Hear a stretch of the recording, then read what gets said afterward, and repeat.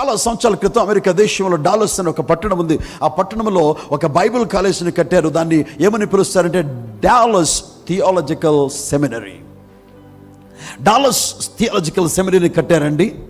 చాలా వందలాది మంది యవనస్తులు ఆ యొక్క బైబిల్ కాలేజీలో దేవుని వాక్యాన్ని నేర్చుకుంటున్నారు, దేవుని వాక్య పఠనం చేస్తున్నారు.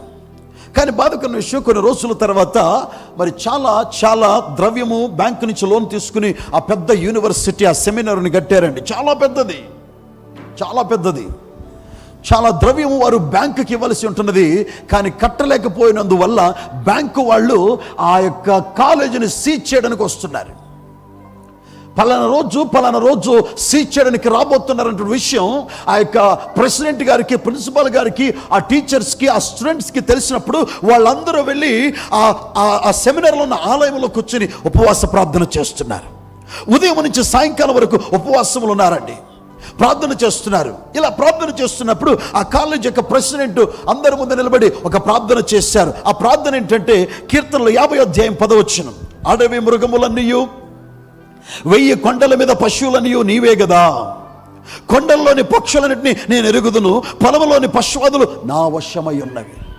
ఈ దైవజనుడు చేసిన ప్రార్థన ఏంటంటే, దేవుని బిడ్డలారా, 1000 కొండల మీద పశువులు నీవే కదయా, కొన్ని పశువులనైనా అమ్మి మా అప్పు కట్టడానికి మాకు సహాయం చేయని ప్రార్థన చేశాడంటండి.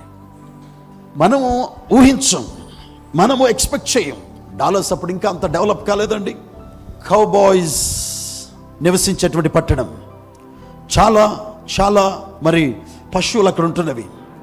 డాలస్ ఫోర్ట్ వర్త్, ఈ రోజున ఫోర్ట్ వర్త్లో ఎయిర్పోర్ట్ ఉందండి. డాలస్ ఫోర్ట్ వర్త్ అంటారు, DFW Dallas fort worth airport అంటారు. ఎయిర్పోర్ట్ లేకముందు అక్కడ చాలా ఫామ్ హౌసెస్ ఉండేయండి. చాలా మంది ఆ డాలస్ ఉన్నటువంటి ఆ దొరలు, ఆ ప్రజలు మరి ఆవులను, మరి గుర్రములను, ఎన్నో పశువులను పెంచుతుండేవారు అనమాట. ఆ రోజున ఒక ఆయన 2 ట్రక్కుల నిండా పశువులను అమ్మాడండి మార్కెట్లో. అమ్మిన తర్వాత డబ్బులు వచ్చినాయి. డబ్బులు వచ్చి చేతికి వచ్చేసరికి దేవుడు ఆయనతో మాట్లాడుతున్నాడు, నువ్వు పలానా కాలేజీకి వెళ్ళి ఈ డబ్బుని వారికి కానుగ్గా ఇవ్వమంటున్నాడు. ఈయన అంటాడు ప్రభుత్వంతో, ప్రభా నేను నీ పశువులు అమ్మింది అక్కడ కానుక ఇవ్వడానికి కాదు, నేను వ్యాపారం చేయడానికి. కానీ ప్రభు అంటున్నాడు, నీ వ్యాపారంకు నేను సహాయం చేస్తాను, నువ్వు ఈ ద్రవ్యాన్ని తీసుకెళ్ళి అక్కడ ఆ కాలేజీకి కానుక అని చెప్తున్నారంటండి. ఈయన దేవుని యొక్క నడిపింపుని, ప్రేరేపణని బంధించలేక, ఎదిరించలేక కాలేజ్ దగ్గరకు వచ్చి తలుపు తట్టారండి. అక్కడున్న రిసెప్షనిస్ట్ తలుపు తీశారు. ఈ కాలేజీలో మరి అవసరం ఉందో లేదో నాకు తెలీదు, మీరు డబ్బుల కొరకు ప్రార్థన చేస్తున్నారు నాకు తెలీదు, మీకు డబ్బులు మీకు ఇష్టమో అవసరమో లేదో నాకు తెలీదు, ఇదిగో దేవుడు ఈ డబ్బుని మీ కాలేజీకి ఇమ్మన్నాడు అని చెప్పి ఆ రిసెప్షనిస్ట్ చేతిలో పెట్టి అతను వెళ్ళిపోయాడు. ఈ సహోదరి ఆ డబ్బును తీసుకుని వచ్చి అక్కడ ప్రార్థన చేస్తున్నటువంటి డాక్టర్ కేఫోర్ ఆయన దగ్గరకు వచ్చి, మిస్టర్ కేఫోర్, గాడ్ సోల్డ్ ద క్యాటిల్, దేవుడు పశువులను అమ్మేశాడు అన్నాడంటండి. దేవుడు పశువుల్ని అమ్మేశారు అని అంటండి.